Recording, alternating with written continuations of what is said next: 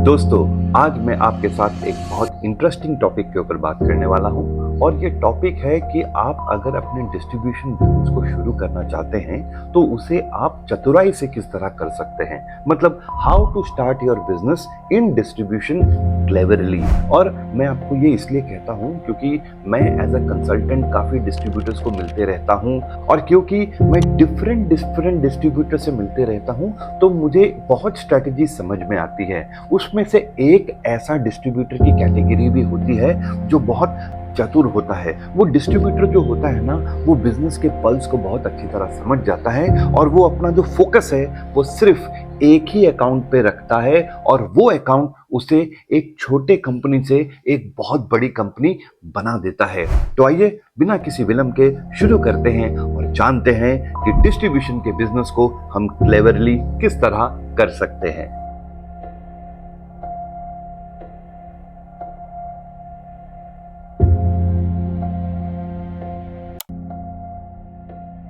दोस्तों, आइए इसे एक एग्जाम्पल से समझते हैं। घर पे अगर हमें चाय बनाना होता है तो हम किस तरह बनाते हैं? जी, हम गैस को ऑन करते हैं, उसमें जो सामग्री डालना है वो डालते हैं और उसके बाद हमारी चाय बन जाती है। अगर हम ये काम एक ऑफिस में करते हैं जहां पर 10 से 50 लोग हैं तो ये जो ट्रेडिशनल मेथड है ना चाय बनाने का, ये वहां पर भी काम आ जाता है क्योंकि लोग कम हैं। बट अगर मैं आपको ये कहूं कि एक ऑफिस में 100 लोग हैं, 500 लोग हैं या फिर 1000 लोग हैं, तो क्या आपको लगता है ये ट्रेडिशनल वे वहां पर काम करेगा?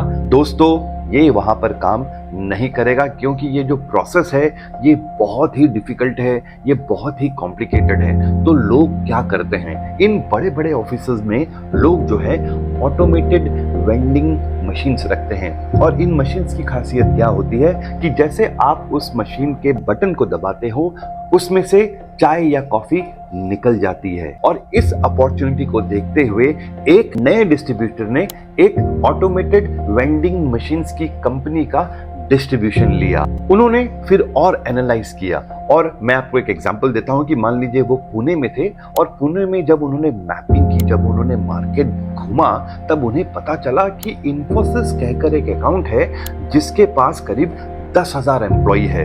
तब उन्होंने क्या किया, उन्होंने अपने नेटवर्क का इस्तेमाल किया, अपने दोस्तों से पता किया और फिर उन्होंने इन्फोसिस में एक एंट्री की। और जब उन्होंने वहां पर एंट्री की तब उन्होंने पहला काम जो किया वो ये किया कि लोगों को फ्री में, मुफ्त में चाय और कॉफी का ट्रायल दिया।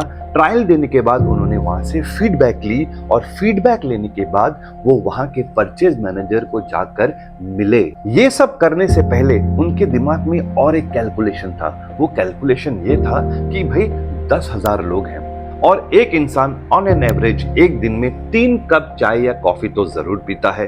तो अगर हम 10,000 को 3 से मल्टीप्लाई करेंगे तो हमारे पास 30,000 का एक आंकड़ा आता है। मतलब एक दिन में 30,000 कप निकल सकते हैं। अब एक कप चाय की कॉस्ट आप पकड़ लो, करीब 5 रुपए है। तो जब हम 30,000 को 5 रुपए से मल्टीप्लाई करते हैं तो हमारे पास जो आंकड़ा आता है वो आता है 1,50,000 का। अब हम इस 1,50,000 को 24 दिन के साथ मल्टीप्लाई कर देते हैं। जब हम इसे मल्टीप्लाई करते हैं 24 से तो हमें मंथली आंकड़ा आ जाता है और ये कितना है, 36 लाख। अब 36 लाख को अगर आप पूरे एक साल मतलब इंटू 12 से मल्टीप्लाई करेंगे तो आंकड़ा कितना आएगा, करीब 4.32 करोड़। मैं दोस्तों क्या कह रहा हूं, सिर्फ एक ही अकाउंट की बात कर रहा हूं और उस अकाउंट का नाम क्या है, इन्फोसिस, और उसका लोकेशन क्या है, वो है पुणे। अगर आपने पुणे के लोकेशन को क्रैक कर लिया तो आप 4.3 करोड़ का टर्नओवर सिर्फ एक ही अकाउंट से कर रहे हो।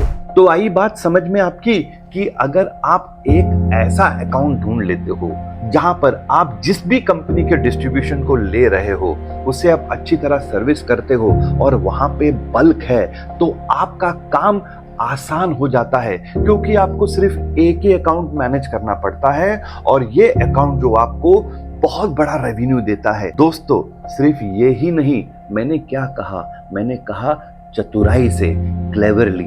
अब उस इंसान ने क्या किया, उस इंसान ने ये किया कि भाई उन्होंने पता लगाया कि इन्फोसिस का ऑफिस तो सिर्फ पुणे में नहीं है, वो तो इंडिया में कोने कोने में फैला हुआ है। और उनको पता चला कि भाई करीब 25 से 30 ऑफिसेस इन्फोसिस के हैं। और दोस्तों मैं आपको ये कह देता हूं कि इन्फोसिस की ऑफिसेस इतनी बड़ी होती हैं, करीब 5,000, 10,000, 15,000, 20-25,000 लोग एक ही कॉम्प्लेक्स में काम करते हैं। तो आप समझ सकते हैं कितनी बड़ी अपॉर्चुनिटी है। तो अगर आप भी एक डिस्ट्रीब्यूशन लेते हैं, और ये जो मैं आपको कह रहा हूं ये स्पेसिफिकली क्लाइंट बेस्ड डिस्ट्रीब्यूशन है फॉर कॉर्पोरेट सेल्स, और आप इन्फोसिस जैसा एक ही अकाउंट क्रैक कर लेते हैं और अपने रिलेशनशिप को इतनी अच्छी तरह आप डेवलप कर लेते हैं कि वो जो अकाउंट है आपको बाकी जगह भी और अपॉर्चुनिटी दे देता है, तो याद रखिए एक इन्फोसिस का अकाउंट 30 लोकेशन में आपको कितना बिजनेस दे सकता है।